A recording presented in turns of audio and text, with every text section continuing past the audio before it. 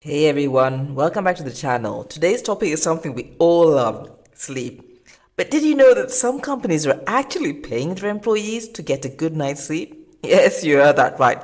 Stick around to find out more. But first, don't forget to hit that subscribe button and ring the notification bell so you never miss out on this fantastic content.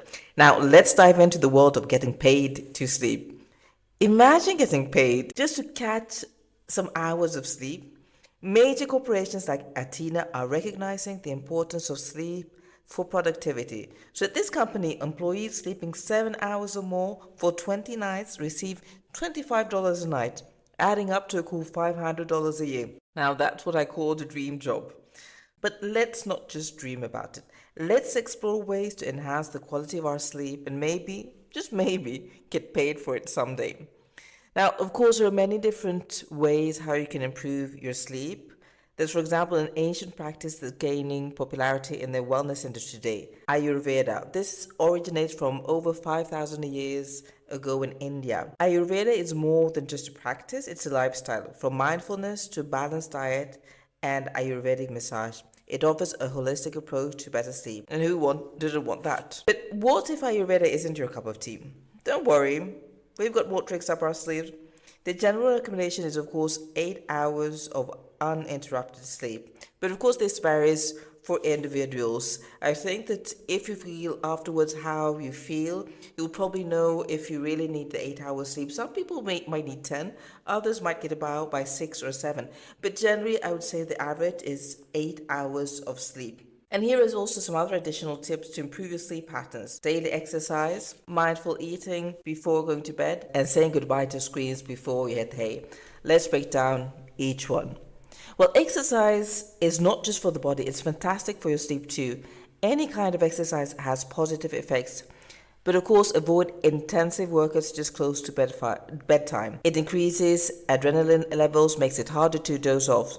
So whether it's stroll in the park or a quick yoga session, get moving for better sleep. And here I think it's very important that you find whatever feels good for yourself, because it has to be something that you enjoy. If you don't like going to the gym, don't force yourself to go to the gym. It's just as beneficial if you go to the gym. I think it's just even maybe better getting out, getting some fresh air. Or if you like climbing or hiking or whatever, just try to find something that you enjoy. It might be dancing.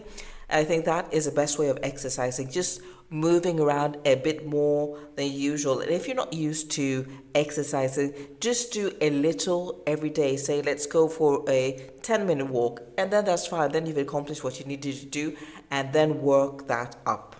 Eating habits before bed. I think this is quite important also to think about what your pre-bedtime feast is like. A light meal 2 hours before bed is ideal. Of course, without any caffeine or alcohol, because even though you might think that you sleep better when having alcohol, in fact, it doesn't help you at all. You sleep much worse, even if you might doze off quickly. You don't really have that profound sleep, and you won't feel as you have slept a whole night long when you wake up. So forget about the caffeine or the alcohol before going to bed.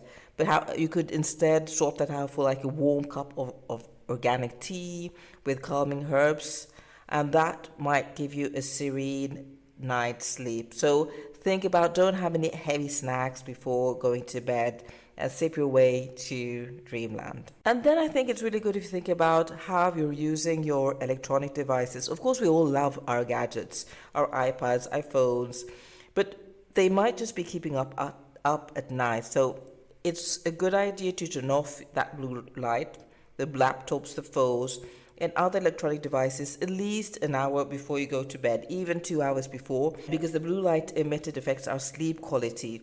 So it's quite good if you think about replacing the screen time with a relaxing routine.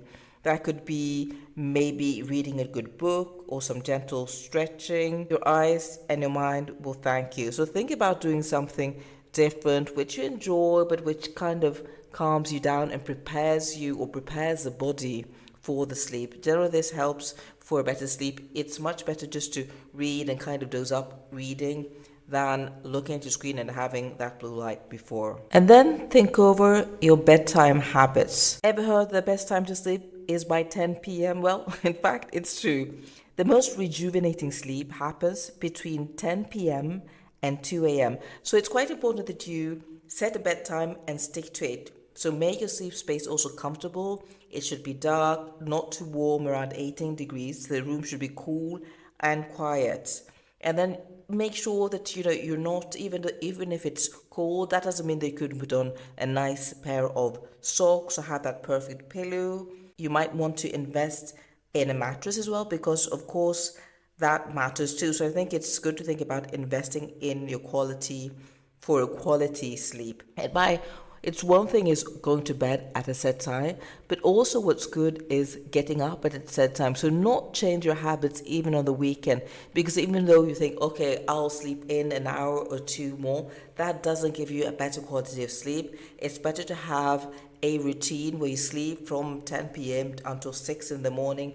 And if you do that a couple of times, more and more you'll feel more comfortable with it. You'll get into this routine and you will feel the effects of it. But of course, this is not something that you just try once or twice and then you said, oh, I've tried it and it doesn't work. You have to invest in these methods, but also in these routines for some time in order to ensure that all the benefits have been put in place, because of course your body hasn't been used to this for quite some time probably. So of course it takes time to adapt to a new routine, but once you get into it, once the body understands that this is the way you're going to work going forward, you will feel the real benefit from it. And before we wrap up, let me leave you with a quote which really says it all. It's a quote by Kulreet Chaudhary. Getting good night's sleep is an effortless technique to create longevity and health.